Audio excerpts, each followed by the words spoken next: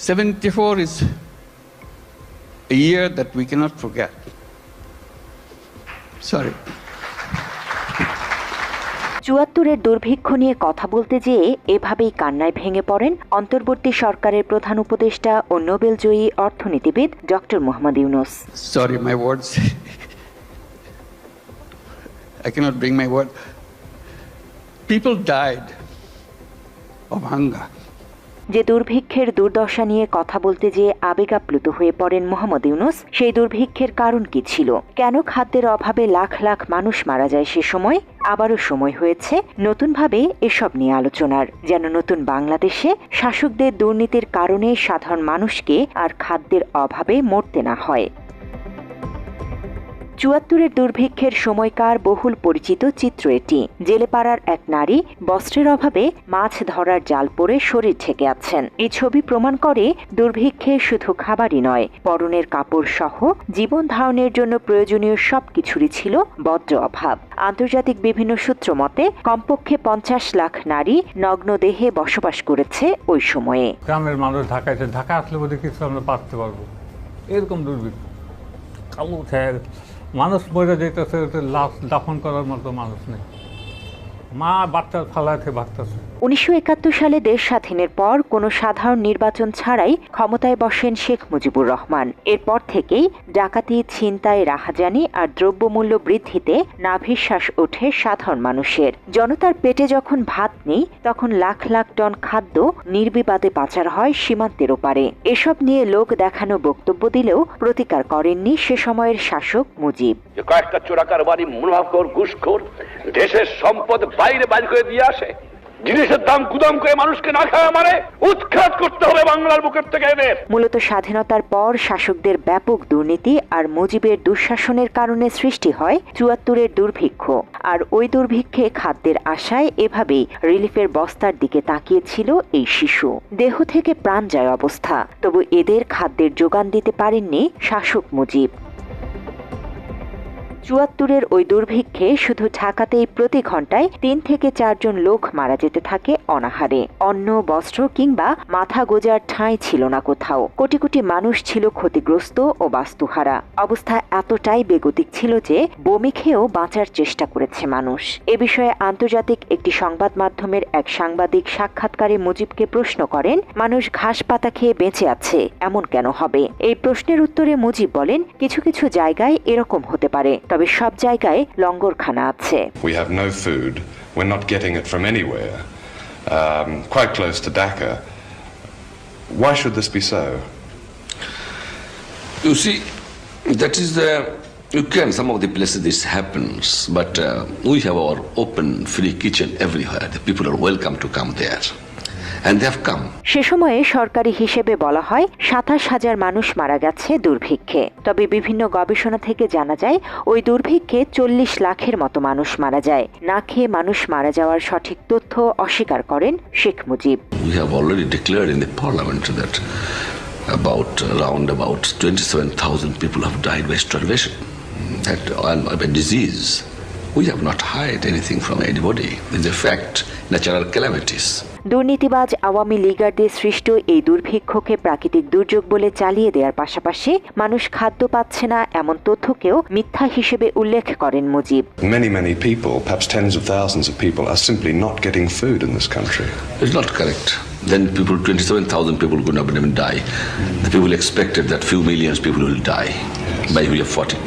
শেখ মুজিব ৭৪-এর দুর্ভিক্ষ নিয়ে মিথ্যাচার করলেও আন্তর্জাতিক বিখ্যাত ব্যক্তিবর্গ নানা সময়ে করুণ সত্য প্রকাশ করেছেন।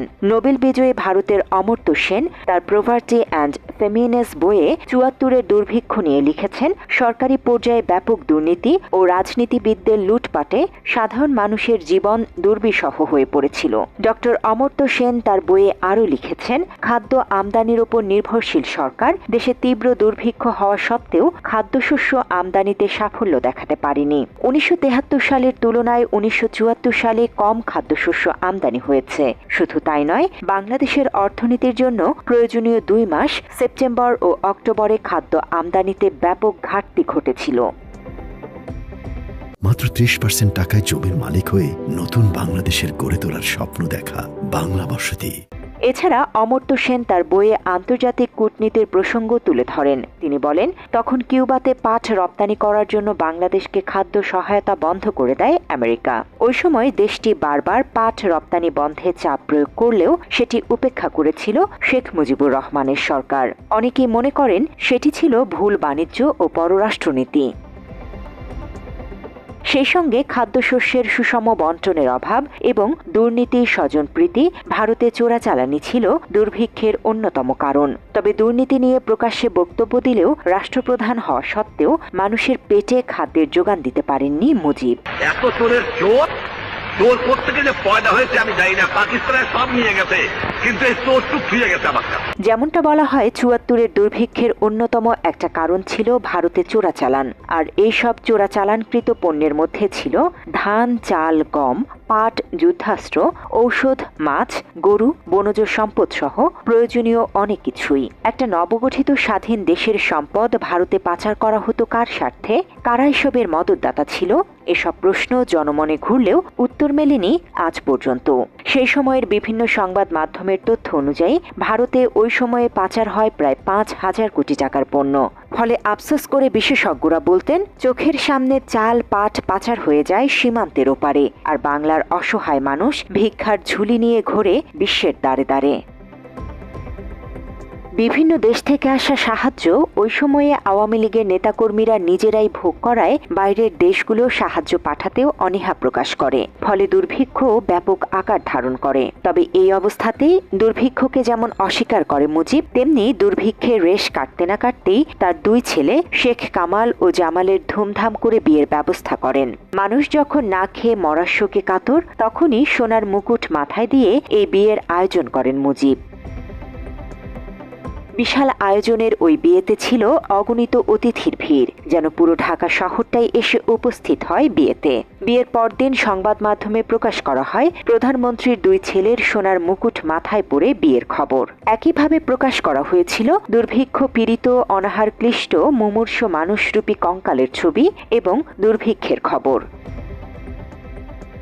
ব্যাপক দুর্নীতির কারণে ৭৪-এর দুর্ভিক্ষ সৃষ্টি হলেও আওয়ামী লীগ বরাবরই প্রাকৃতিক দুর্যোগ আর দাতা রাষ্ট্রগুলোর অনুদান না দেয়াকে দায়ী করেছে।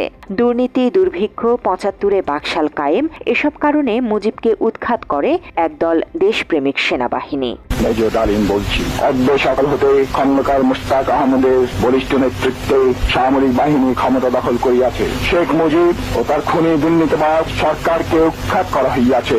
এখন হতে সারা দেশে সামরিক আইন জারি করা হলো। উৎখাতের পর প্রধানমন্ত্রীর দায়িত্ব নেয়া খন্দকার মোশতাক মুজিবকে বহুরূপী বলে মন্তব্য করেন। Mujibur Rahman, who was a friend of mine, a great friend. মুজিবের ওই সময়কার ভয়াবহ দুর্ভিক্ষের কথা তুলে ধরে সম্প্রতি যেভাবে কান্নায় ভেঙে পড়েছেন ডক্টর ইউনূস, তা দেশের সাধারণ মানুষের প্রতি সহানুভূতি প্রকাশ করেছে। ইতিহাস থেকে শিক্ষা নিয়ে মুজিবের মতো আর কোনো শাসক বাকশালী হয়ে না উঠুক, এমন প্রত্যাশা সাধারণ মানুষের। আর দুর্ভিক্ষ নয়, হাতে হাত রেখে এগিয়ে যাক বাংলাদেশ, এমন প্রত্যয় সবার। Desk report, Bangla addition.